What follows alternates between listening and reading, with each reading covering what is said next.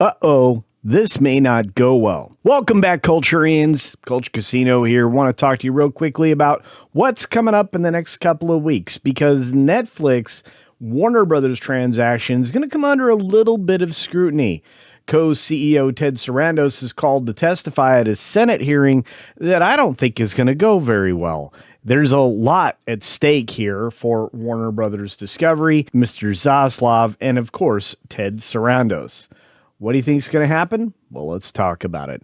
Here we go.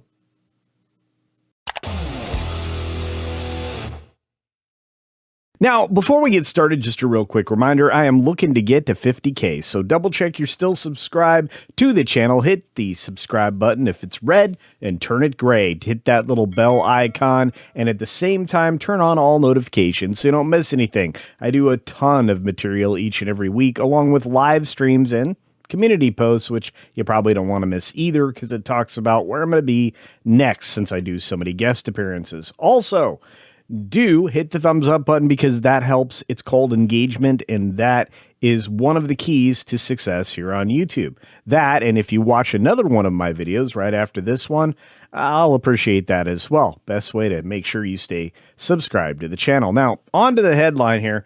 Senate hearing on Netflix Warner Brothers transaction set for February 3. Co-CEO Ted Sarandos to testify. What's he going to testify to? See, I'm not in favor of this particular transaction, nor this particular marriage. I think this is going to be very bad if it actually happens, and there's no guarantees that they will keep their word. They've made a lot of promises recently, and they don't have a good track record when it comes to promises. But let's read through this article from Deadline, so here we go. A Senate committee will examine the proposed Netflix acquisition of Warner Brothers at a hearing scheduled for next week, with co-CEO Ted Sarandos scheduled to testify.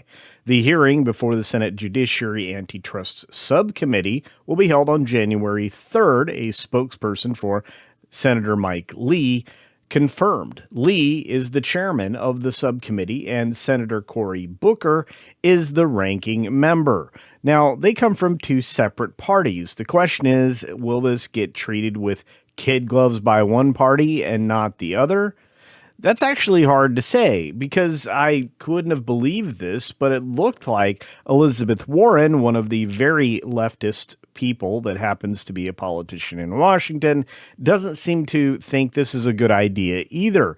It's rare when both parties get on board the same platform and start talking from the same point of view. This is a disaster as far as antitrust is concerned, not to mention the fact that it literally could destroy theater owners. That's a bigger priority than a lot of people realize, because theaters are often used as anchors for shopping experiences and restaurant experiences. And if they're not doing as much business, none of those other businesses are going to do well either. Commerce is king, and if you're conducting less commerce, which this will definitely do, then you can have some disastrous repercussions. The Netflix acquisition has drawn an unusual amount of commentary from lawmakers in the last few weeks since it was announced, while some have weighed in also on Paramount's hostile bid for Warner Brothers Discovery.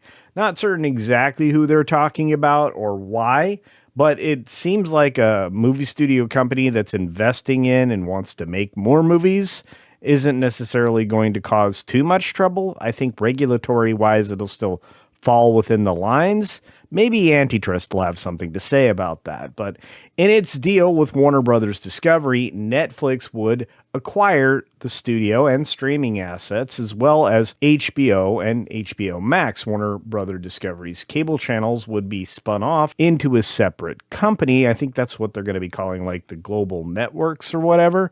And those are something of a less desirable commodity. But at least under a stewardship agreement with, let's say, Paramount, you would still be able to serve some of those channels in an equitable way that might actually bring an audience back. If Warner Brothers Discovery is to part them out and parcel them out, I'm not sure that we could all agree that that'll survive. Think of it as Versant all over again, and how Comcast really just created that entity set up to fail as the stock price continues to fall. Regardless, Lee previously wrote of the Netflix Warner Brothers transaction, "A lot of antitrust flags here. A hearing is almost certain."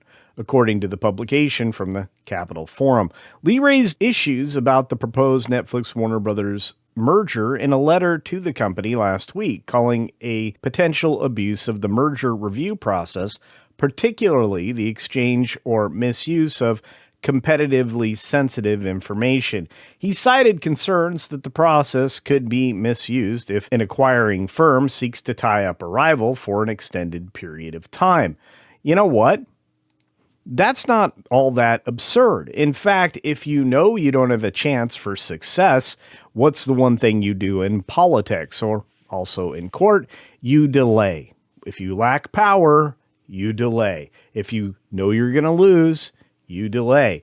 You try and make the other party uncomfortable for as long as you can in an effort to get them to just quit trying. And that's oftentimes what large companies will do when you have a lawsuit with them. This is no different, and especially in this kind of deal, the way it's structured. A Netflix spokesperson declined to comment on this, which makes a lot of sense. What's the upside?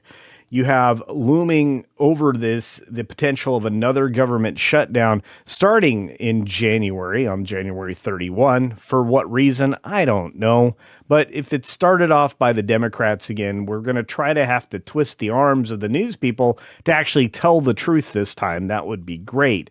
The latest issues in Minneapolis are definitely a subject that people can talk about, and Democrats in Congress vows not to approve the latest government funding bills if they include money for the Department of Homeland Security, which is ridiculous. That's like no money for TSA or anything that's tied to Homeland Security.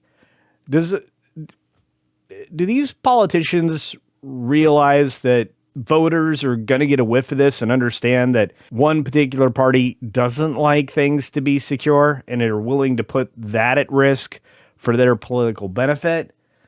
I don't know, but I think this stinks. How about you? Let me know your thoughts down in the comments section below. That's helpful for two reasons. One, it lets me know if I'm on the right track for covering these kinds of subjects when it comes to the entertainment business, or if you'd rather I not. Also, if you have thoughts or questions, you can put them down there. And third, it gives me more engagement, which convinces YouTube and other platforms to feature my feeds more regularly. And as always, I will ask you, please follow up this video by watching another video I may have created earlier in the day or a live stream that I may have created in the morning. As always, be sure to take care of yourself, take care of others, and until next time, see ya. Just not watching Netflix, I can tell you that much.